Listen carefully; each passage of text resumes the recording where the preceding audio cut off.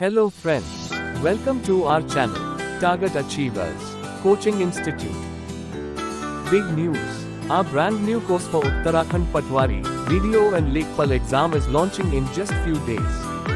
Here is everything you all need to know. So, well participants, a very warm welcome to you to this Target Achievers class. आज हम स्वतंत्रता संघर्ष पर आपको कुछ सूक्ष्म जानकारियां देंगे। जैसा कि आप जानते हैं कि अभी हमारा ये डेमो लेक्चर्स ही चल रहे हैं, तो हम प्रयास ये करेंगे कि आपको ऐसी जानकारी मिले कि आपको उसमें इंटरेस्ट आ जाए और आप कुछ और जानने के लिए स्वतः प्रयास करें और फिर विस्तृत जानकारियां आपको भविष्य में जब भी इसकी क्रैश कोर्स क्लासेस आएंगी तो आपको मिल जाएंगी। उसमें आप अपनी क्वेरीज भी पुट अप कर सकते हैं, जिनका कि बाद में हम उत्तर भी दे सकते हैं। तो आज फ्रीडम स्ट्रगल में हमने 1857 की क्रांति को लिया है, द रेवोल्यूशन ऑफ 1857। इसके बारे में कई मतभेद हैं। कोई इसे विद्रोह कहता है, कोई सिपाही म्यूटनी कहता है, पर हमारे लिए तो ये क्रांति ही थी, एक ऐसी क्रांति जिसने भविष्य में भारत की स्वतंत्रता के मार्ग प्रशस्त किए, आगे बढ़ाए और अंग्रेजी हुकूमत में बहुत सारे बदलाव आए उस कारण से।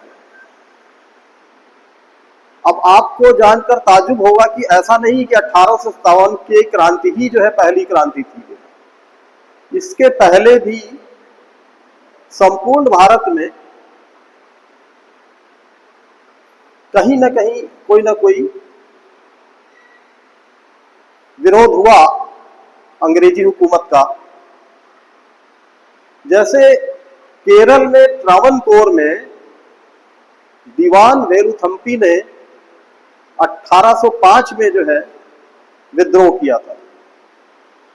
इसी प्रकार से वेल्लोर में 1806 में सिपाहियों की क्रांति हुई है। तो हम थोड़ा सा एक जिक्र ऐसा भी करेंगे कि कुछ जो हमारे क्रांतियां या विद्रोह, जो भी आप उसको जैसा आप चाहें उसको कह सकते हैं, 1857 के पहले कौन कौन सी हुई और फिर 1857 के बाद, और उसके बाद फिर हमारा फ्रीडम स्ट्रगल का एक डिफरेंट चैप्टर ही खुल जाता है जब भारतीय यानी कि इंडियन नेशनल कांग्रेस की स्थापना 1885 में हुई है। तो 1857 के जो पहले कुछ प्रमुख जो विद्रोह हुए, जैसे ट्रावनकोर मैंने आपको बताया, इसी प्रकार से भील विद्रोह हुआ, कित्तूर विद्रोह, सतारा विद्रोह, गटकरी विद्रोह, सन्यासी विद्रोह, कोली विद्रोह।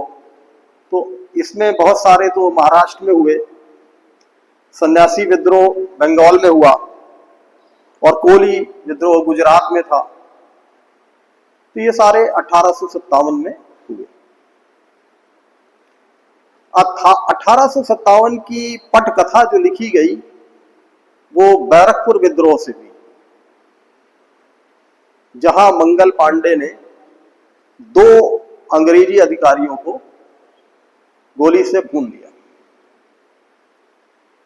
उसके बाद अन्य सिपाहियों को कहा गया कि उन्हें कैद किया जाए, तो सिपाहियों ने भी मना कर दिया मंगल पांडे को कैद करने से।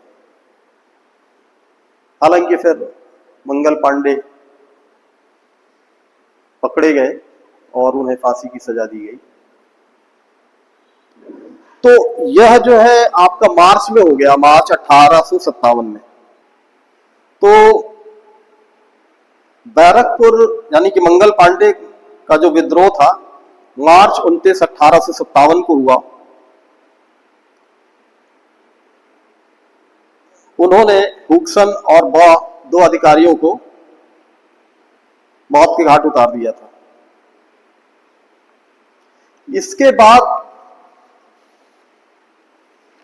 मेरठ विद्रोह जो वाकई हमारा 1857 के विद्रोह की जहां से शुरुआत होती है, तो मेरठ विद्रोह कहा जाता है, ये मई 10 को हुआ और इसमें एनफील्ड राइफल जिसमें कहते हैं कि उसके कारतूसों में गाय और सुअर की चर्बी का प्रयोग हुआ था, तो उसको प्रयोग करने से सिपाहियों ने मना कर दिया और उसके बाद वो जेल वगैरह में उन्होंने जो है लोगों को, अंग्रेजों को विशेष रूप से मारा और शहर में भी जो है सिपाही प्लस जो आपके सिविलियंस हैं सब लोग मिल करके उन्होंने अंग्रेज जहां जहां रह रहे थे वहां पे भी उन्होंने अटैक्स किए और इसके बाद सब एक साथ मिल करके दिल्ली की ओर कूच कर गए और दिल्ली में भी वहां पे काफी अंग्रेजों को उन्होंने मारा और सबसे बड़ी बात यह हुई कि वहां पहुंचकर उन्होंने बहादुर शाह जफर को भारत का शहंशाह नियुक्त किया, यानी कि एम्परर ऑफ इंडिया। और बख्त खान जो है वो इस फौज के जनरल घोषित किए गए। तो इस प्रकार 1857 की जो क्रांति थी की पृष्ठभूमि लिखी गई और इसमें जगह जगह विद्रोह हुए, जगह जगह युद्ध हुए अंग्रेजों के साथ और लगभग ये 1 वर्ष तक चला। जो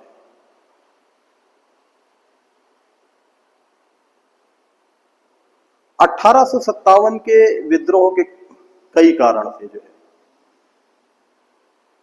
जैसे कहते हैं कि हर चीज का राजनीतिक कारण होता है, सोशियो इकोनॉमिक फैक्टर्स होते हैं। तो प्रमुख जो कारण जो कि लास्ट मोमेंट में जिसने कई लोगों को एक साथ जोड़ दिया, तो उसमें डलहौजी की हड़प नीति का बहुत महत्वपूर्ण योगदान रहा। डलहौजी की जो हड़प नीति थी उसके तहत सतारा को 1848, झांसी नागपुर को 1854 में ब्रिटिश शासन में उनको शामिल कर लिया गया। अवध को 1856 में कुप्रशासन के बहाने अंग्रेजों ने अपने साम्राज्य में शामिल कर लिया। इतना ही नहीं, नाना जिन्हें बाजीराव, पेशवा बाजीराव द्वितीय ने अपना दत्तक पुत्र अडॉप्ट किया था, तो उनको जो पेंशन मिल रही थी अंग्रेजों ने वो पेंशन भी बंद कर दी। कहा कि नहीं भाई, आप डायरेक्ट हेयर तो थे नहीं, उनके रियल सन थे नहीं, तो इसलिए उन्होंने उस पर उनकी पेंशन भी रोक दी। तो कहने का तात्पर्य है कि एकदम स्पष्ट हो रहा था कि ब्रिटिश पूरी तरीके से भारत पर अपनी हुकूमत करने का प्रयास कर रहे थे।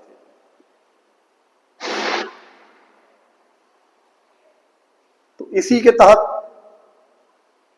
जगह जगह जो विद्रोह हुए, उनमें दिल्ली में तो था ही, जो है कानपुर में नाना के द्वारा विद्रोह किया गया। झांसी में जैसे आपने सुना होगा रानी झांसी और अंग्रेजों के बीच युद्ध हुआ। अवध में हजरत महल ने काफी समय तक जो है अंग्रेजों के विरुद्ध युद्ध किया तथा उनको परेशान किया। 1858 तक आते आते अंग्रेज शासन या फौज कहिए 1857 के संग्राम को दबाने में सफल हुई और जुलाई दिसंबर 1858 के मध्य अंग्रेज पूरी तरीके से इस क्रांति को दबाने में सफल हो गए और पुनः अपना शासन स्थापित कर सके। अब 1857 के विद्रोह को भले अंग्रेजों ने दबा दिया, किंतु इससे पूरी अंग्रेजी हुकूमत जो है सिहर गई और उन्हें लगा कि अगर उचित प्रयास नहीं किए गए तो आगे उनका भारत में रह पाना संभव नहीं हो पाएगा। तो बहुत सारी जैसे स्वशासन की जो हमारी मांगे होती थी और हमारे अधिकारों की जो बातें होती थी, इन सभी दिशाओं में उन्होंने सोचना शुरू कर दिया। तो एक तरफ तो ये था कि वो ये पोर्ट्रे कर रहे थे, ये दिखाना चाह रहे थे कि भाई हम आपकी भलाई के लिए कर रहे हैं। दूसरी तरफ अक्सर भलाई जो है उनकी भलाई से जुड़ी होती थी। जैसे कि अगर रेल या टेलीग्राफ व्यवस्था उन्होंने की तो उनका मुख्य उद्देश्य था अपने शासन को बनाए रखने के लिए स्थितियों को सुदृढ़ करना, सूचना तंत्र को मजबूत करना। तो पहला प्रभाव यह हुआ कि 1857 की क्रांति के बाद महारानी ने सीधे जो है क्या कहते हैं ब्रिटिश शासन को ईस्ट इंडिया कंपनी से अपने अंतर्गत कर लिया।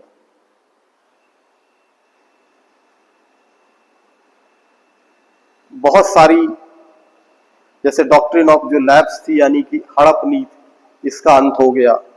लेकिन इसी के साथ साथ उन्हें लगा कि हिंदू मुस्लिम एकता बहुत बड़ा कारण थी क्रांति की सफलता में, तो उन्होंने डिवाइड एंड रूल की पॉलिसी अपनाई, जो कि आगे चल करके बड़ी घातक सिद्ध हुई। हमारे स्वतंत्रता संग्राम में उसका बहुत प्रभाव पड़ा।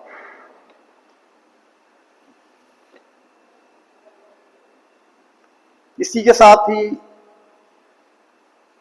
सेक्रेटरी ऑफ स्टेट जो था हमारा, एक उन्होंने क्या कहते हैं ब्रिटिश गवर्नमेंट का उसको उन्होंने नियुक्त किया, और जो गवर्नर जनरल होता था वो वाइसराय के रूप में महाराजा या महारानी का या ब्रिटिश क्राउन का रिप्रेजेंटेटिव होता था। आगे जब एलन ऑक्टेवियन होम ने भारतीय राष्ट्रीय कांग्रेस की स्थापना की, तो उसके पीछे भी यही था कि एक सेफ्टी वॉल हम वो करें ताकि ऐसी कोई घटना ना हो जिससे अंग्रेजी जान माल की हानि हो। तो ये था 1857 की क्रांति का एक सूक्ष्म परिचय, और ये आपके लिए सहायक होगी, आपको एक मार्गदर्शन करेगा कि क्या क्या आपको पढ़ना चाहिए, अभी से किस तरीके से आप किसी भी अध्ययन में कैसे अप्रोच करें। क्योंकि कोर्स इतना अथाह होता है तो वहां पर आपको सिलेक्शन रिजेक्शन बहुत जरूरी होता है। इसीलिए पहले के पेपर्स को देखना बहुत जरूरी होता है, और एक कंटिन्यूटी में आपके पास हमेशा चीजें होनी चाहिए। क्रोनोलॉजिकल ऑर्डर अगर आपके पास रहता तो अगर आप कुछ भूलते हैं तो वो आपको तुरंत याद आ जाता है, रीजनिंग में आपको मदद करता है, और उस तरीके से आप अक्सर जो है कभी कभी ना आते हुए प्रश्नों को भी करने में सफल हो जाते हैं। तो 1857 के बाद भी कुछ विद्रोह हुए जिनका एक छोटा सा जिक्र हम कर देते हैं।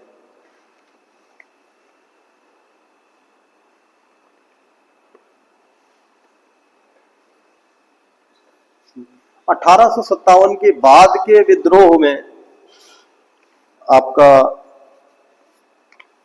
नीलहों का विद्रोह आता है, कूका विद्रोह आता है, रंपा विद्रोह आता है, मुंडा विद्रोह, मुंडा बिरसा जिसके नायक थे। तो ये काफी इनकी आजकल भी चर्चा हो रही है और हो सकता है कि इस पर कोई प्रश्न आ जाए। पावना विद्रोह हो गए। तो इस तरीके से कुछ विद्रोह 1857 की क्रांति के बाद भी हुए और फिर 1885 के बाद तो फिर विरोधों की एक बड़ी श्रृंखला ही चालू हो गई और आगे के जो मूवमेंट रहे, फ्रीडम स्ट्रगल, जो हमारा स्वतंत्रता संघर्ष था, उसमें लगभग संपूर्ण भारत ने प्रतिभाग किया। 1857 की क्रांति की एक थोड़ा सा कमी ये थी कि ये संपूर्ण भारत में नहीं कवर हो पाई थी। दक्षिण लगभग जो है का बहुत योगदान नहीं था इसमें और कई रियासतों ने भी जो अंग्रेजों का साथ दिया। तो ये सब भी आप एक बहुत इसमें डेप्थ में जाने के लिए नहीं इस परीक्षा के लिए, लेकिन कम से कम अगर उसकी तरफ से आप गुजरे हुए हैं तो आपको ऑब्जेक्टिव क्वेश्चंस आंसर करने में आपकी मदद करेगा। सो आपको बहुत बहुत शुभकामनाओं के साथ आपको मैं आमंत्रित करता हूं टारगेट अचीवर्स में अपना भविष्य बनाने के लिए और हमारे साथ जुड़ने के लिए। Welcoming you and our heartiest thanks. Thank you.